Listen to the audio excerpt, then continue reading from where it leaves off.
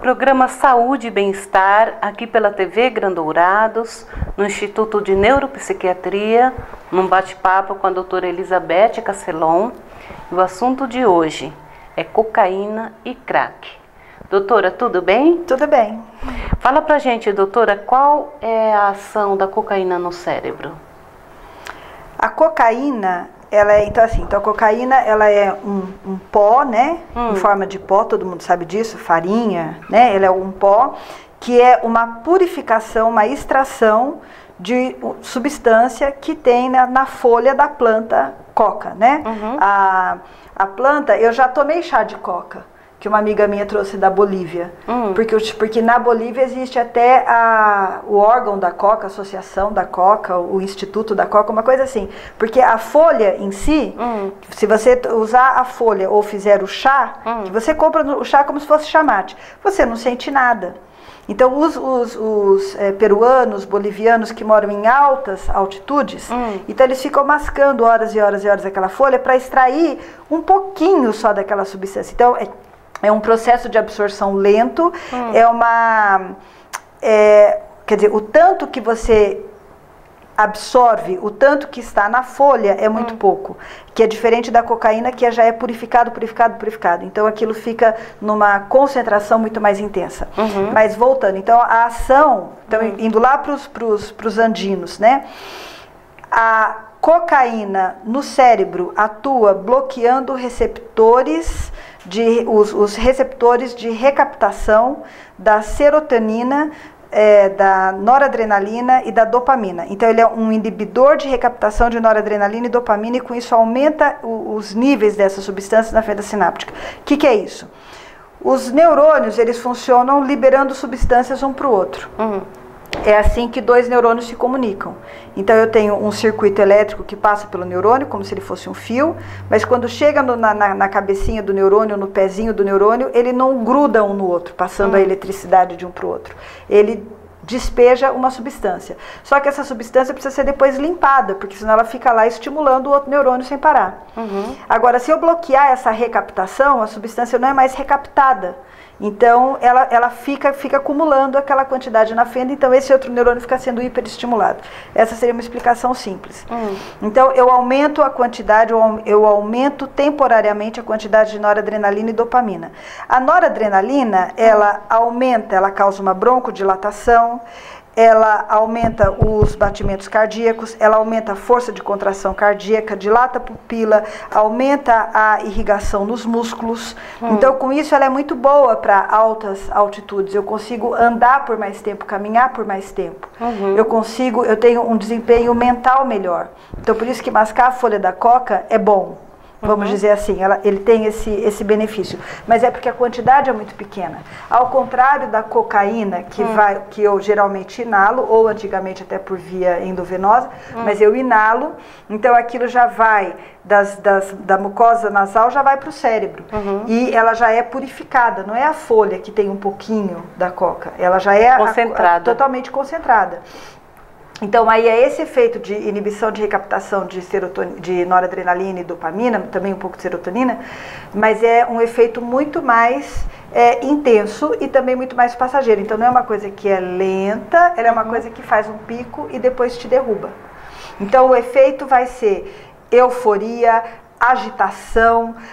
No início, nas primeiras vezes que eu uso, é uma coisa muito boa, eu fico muito ligada, eu fico muito eufórica, eu fico muito feliz, eu fico muito desinibida, talvez com muito desejo sexual, eu fico doidona, né? E isso me dá muito prazer, né? Mas aos poucos, no decorrer dos meses, essa sensação de prazer ela é menor. O pico, esse êxtase que eu tenho, esse barato, ele vai sendo cada vez menor, só que ele vai me puxando cada vez mais para baixo na ausência da droga. Então, as pessoas que usam, muitas delas usam justamente para evitar, para prevenir, para sair da angústia, da depressão, do buraco em que ela se encontra na ausência da substância. E aí ela tem a fissura, que é o desespero para poder usar. E aí a tendência é sempre usar uma quantidade maior. Usar uma quantidade maior. Ela tá... Não é, isso não acontece com todo mundo, tá? Então tem muitas pessoas que vão falar, não, eu uso cocaína uma vez por mês e eu gosto, é quando eu tô numa festa, geralmente eu bebo e eu uso cocaína e tal, e eu não tenho essa coisa, depressão, tudo isso que você tá falando, comigo não acontece nada. Mesmo que seja só isso, já não é bom, porque a cocaína em si, mesmo que, por exemplo, não, eu uso só esporadicamente, ou para com isso, para de ser careta, eu só um pouco e tal. Mas eu, naquele momento ali que eu estou usando, eu estou me colocando sob vários riscos, né? Por exemplo, porque como ela aumenta a contração cardíaca, mas ao mesmo tempo causa vasoconstrição, então a cocaína naquele momento ela aumenta o meu risco de arritmia e de infarto agudo do miocárdio, de AVC. Então eu tenho os riscos agudos, além do que me coloca numa situação de comportamento impulsivo, eu tô doidona, eu transo não sei com quem, eu peguei o carro, eu fiz não sei quem, então eu tenho vários comportamentos de risco que podem se associar a esse estado ali de intoxicação. Então, mesmo nessas pessoas que julgam que tem a situação sob controle, mesmo para elas aquilo não é muito bom.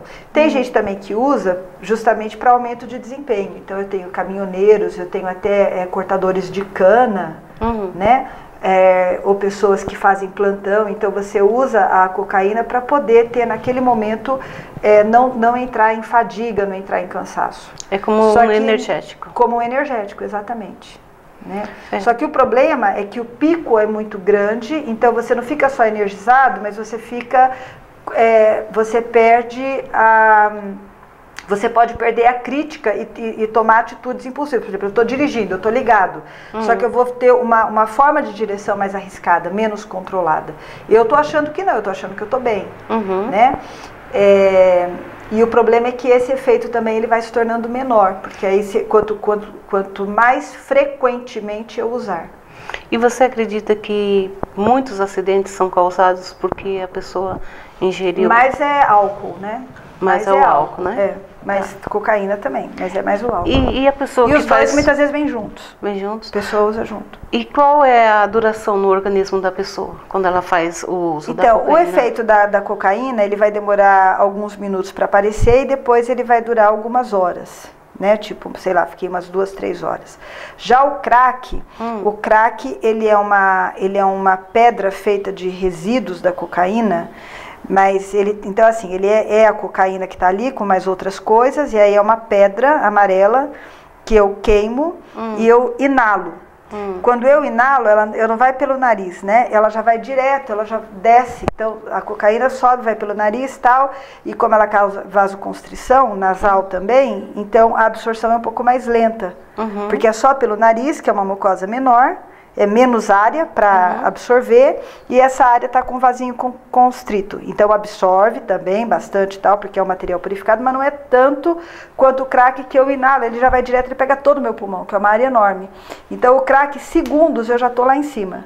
Mas dura também alguns minutos, eu já desço lá para baixo. E aí eu fico mais uma. Por isso que os pacientes falam, não, chego lá, aí eu fico usando até acabar o dinheiro. Porque eu fico tendo esses picos, pico, desce. E justamente por ser esse pico, quanto maior o pico e mais rápido, mais neurobiologicamente falando, maior é o risco da dependência. De eu gravar uma coisa no meu cérebro que depois precisa ser repetida. Então por isso que a gente sabe que o crack ele pode até viciar na primeira vez que você usa. Nossa, primeira vez. E quais são os riscos, doutora, para quem usa?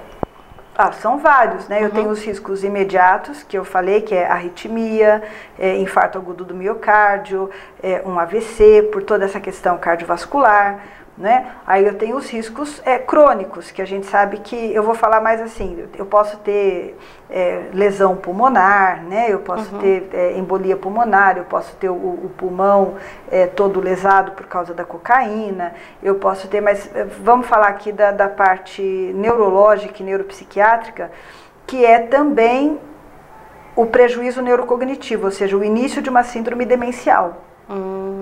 Eu vou perdendo... Quando eu uso por muito tempo, eu vou perdendo a minha capacidade. Eu posso até às vezes nem perceber. Eu falo, não, eu tô a mesma pessoa, mas não tô.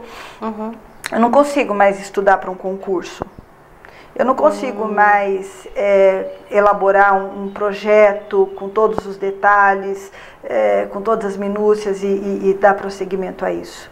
Muitas coisas que eu acho que eu dou conta, mas na realidade a minha vida vai se simplificando e se desestruturando e se desmontando porque eu não dou mais conta cognitivamente, o meu raciocínio, o meu intelecto já não é mais o mesmo. Então isso é uma consequência. A outra coisa é que muitas vezes as pessoas que começam o uso de cocaína, elas já tinham antes um transtorno bipolar. Vamos chamar assim, o espectro bipolar. Elas já eram pessoas que tinham muitas oscilações de humor, com fases de depressão e uma tendência à impulsividade, a comportamentos de risco. Eram pessoas que no momento do desespero, no momento da emoção, não conseguem controlar muito bem essa emoção, lidar com a emoção, parar para pensar, elas vão lá e fazem as coisas, né? Então está muito associado a você já ter antes TDAH, que é o déficit de atenção e hiperatividade, transtorno bipolar, às vezes depressão, e aí a cocaína agrava tudo isso. Porque ela fica te jogando para baixo, para cima e para baixo, ela vai agravando, tanto o transtorno bipolar quanto o TDAH. E uma coisa bem comum é o transtorno psicótico. É a pessoa ficar com delírios, alucinações. Então é bem comum você falar, não, eu comecei a me sentir perseguido, bem como o delírio de perseguição. Eu comecei a achar que estavam me perseguindo, tem alguém em casa. Então é bem comum, às vezes chega a esposa e fala, não, ele passa a noite com a arma na mão, com o negócio na mão, andando pela casa. Fala, não, ele está usando cocaína. É uma das principais suspeitas, né? Ele passa a noite todo agitado, ele grita, ele fica pedindo para trancar a casa, ele está todo com medo, você fala, então provavelmente ele está usando cocaína. Isso lembra um pouco quem tem aquele transtorno de esquizofrenia, né? Sim, é como se fosse uma esquizofrenia, é como se fosse mesmo, porque por esse excesso de dopamina, tem até uma correlação aí neurobiológica, associando uma coisa a outra, mas é causado pela cocaína. E a família, por exemplo, não pode confundir? Achando que... A família vai levar para o psiquiatra e o psiquiatra vai descobrir e vai tratar, né? Vai tratar, inclusive, até com os mesmos medicamentos que a gente usa na esquizofrenia. Né? Mas aí entra o tratamento de sair do consumo também. Você deu uma pincelada aí sobre a diferença do crack, né, e a cocaína, mas agora de forma mais ampla, a diferença no organismo. Então, os dois, os efeitos dos dois são baseados na mesma substância. Que é a cocaína, que é esse aumento de noradrenalina no corpo. Então, o aumento de noradrenalina... Só um instante, a noradrenalina, qual é a sensação que ela causa na pessoa? É uma substância que é produzida, né? Ela é produzida pelo cérebro, a gente tem o locus cerúleus, enfim, tem estruturas que liberam essa substância. E ela age difusamente em diferentes áreas. No cérebro, ela age muito em áreas associadas à atenção, concentração, motivação, então você fica ligado. Mas ela também age em todo o organismo, causando vasoconstrição do intestino, vasoconstrição esplâncnica, vasoconstrição cardíaca, mas aumento da frequência cardíaca, aumento da força do trabalho do coração, por isso que fica desproporcional. O teu coração é convidado a bater mais, mas a irrigação dele fica pior. Então, se o coração trabalha mais rápido e com mais força, ele precisaria ter uma vasodilatação, para ter mais sangue indo para ele. Mas não, ele tem vasoconstrição, por isso que aumenta o risco de infarto, aumenta o risco de arritmia. Então, aumento da frequência cardíaca, broncodilatação, dilatação da pupila, vasodilatação nos músculos e na pele. Então ele tem esses efeitos que, por exemplo, como eu falei lá atrás, né, quando a gente fala dos andinos, os povos andinos, tinham que viver em altas altitudes, né, nas montanhas, tem pouco oxigênio no ar, e eles têm que subir, têm que trabalhar, então eles mascando aquela coca, ela vai aumentando um pouquinho a noradrenalina. Então é uma coisa assim, mais leve, então talvez seja até bom. Né? Agora, o que a gente extraiu foi o produto concentrado, então aí você causa um pico que é demasiado e depois você tem um rebote, que é uma depressão e que também é demasiada e que também te deixa mal. Psiquicamente e também assim, fisicamente, letargia, dor, fadiga, cansaço, né? Nossa, na verdade é um problema muito sério, né? Quem é dependente da cocaína e do crack. É um problema que destrói, né? destrói famílias, é uma tragédia. É uma tragédia para a pessoa e para os familiares. É terrível, é terrível. E a pessoa está colocando a vida dela em risco, né? Sim. Pela explicação que você colocou. Não, sim, e todo projeto financeiro, todo projeto de estruturar uma vida profissional, todo projeto familiar é algo terrível. Né? Nós temos ídolos e pessoas que morreram, né? De pessoas famosas, eu não vou mencionar, mas nós temos na história, e está cheio de gente, né? Destruiu a carreira, destruiu, né? A gente sabe disso. Bom, a gente vai para um rápido intervalo, mas não saia daí porque a gente volta já já.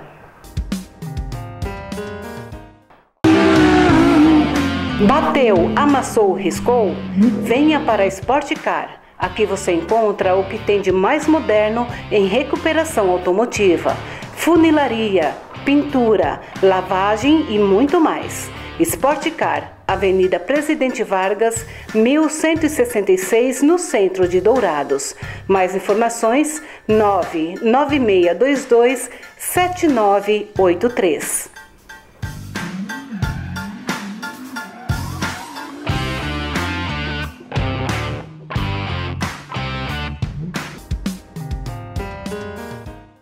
De volta com o programa Saúde e Bem-Estar, conversando com a doutora Elizabeth sobre o tema cocaína e crack. Doutora, qual é o tratamento para pessoas que são dependentes dessas substâncias?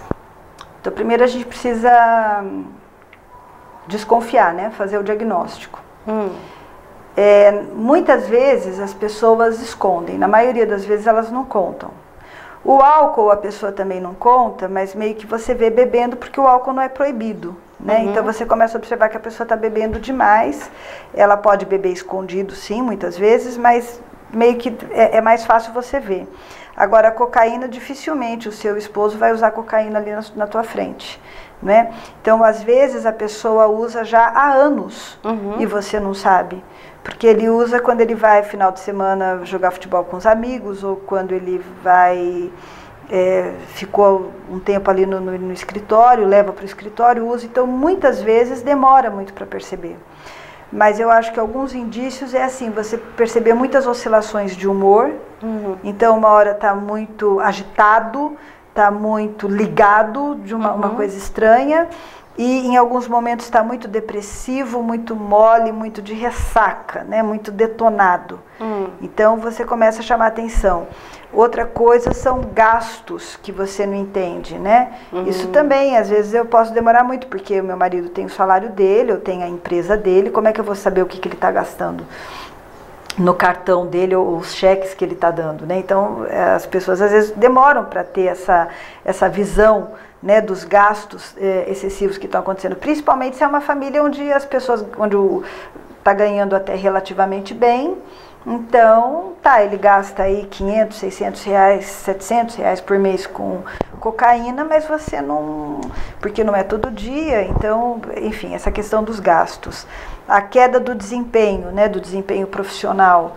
Então, só que isso também demora para aparecer, porque às vezes eu estou usando cocaína e eu estou achando até que meu desempenho está melhor, porque eu estou ligado, eu consigo dirigir mais, eu consigo trabalhar até tal hora, fazer não sei o quê. Só que, na realidade, a perda vai ser uma perda gradual dessa capacidade de ponderação, articulação, planejamento estratégico de longo prazo. Mas é difícil perceber que eu estou perdendo isso, né? Então, eu acho que o que mais vai chamar atenção são essas oscilações, essas saídas, né? De repente, meia-noite eu vou sair. Vou sair, não, vou dar uma saída. Vou dar uma saída por quê? Né?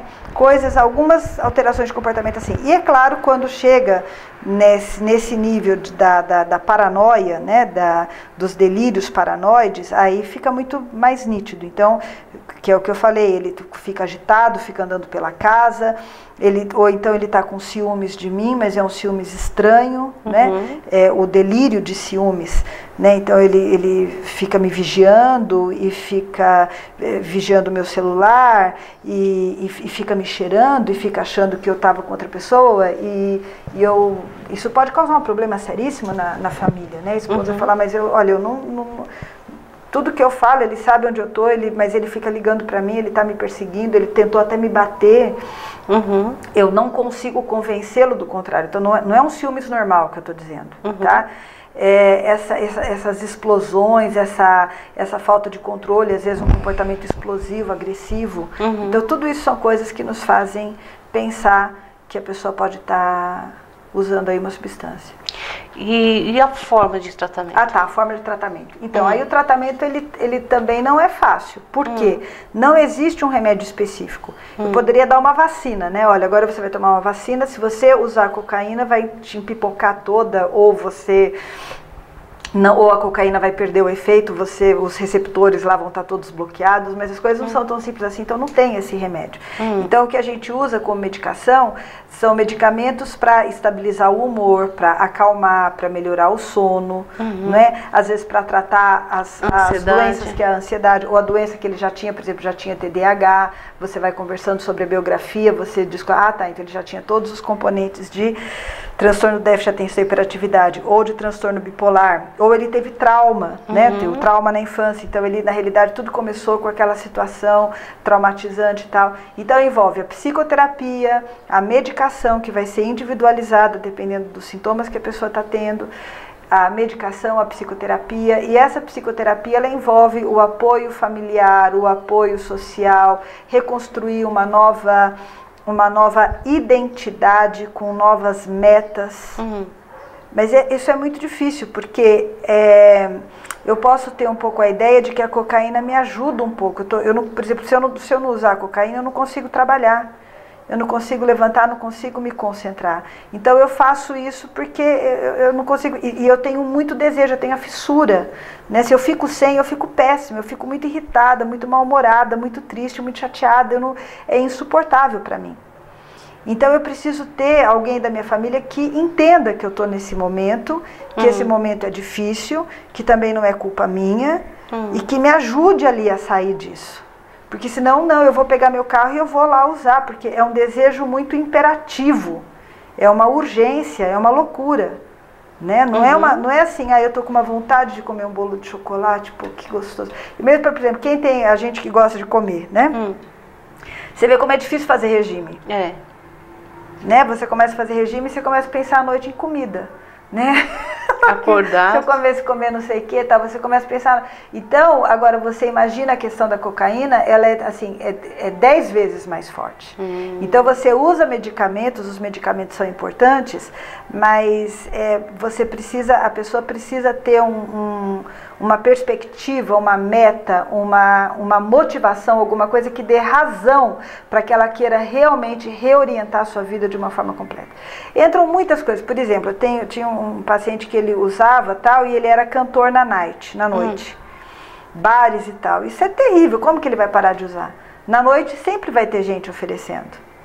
Então eu falei, então aí você tem que agora começar a ser cantor evangélico. Você vai ter que começar, você vai ter que mudar totalmente, você não pode ficar nesse ambiente.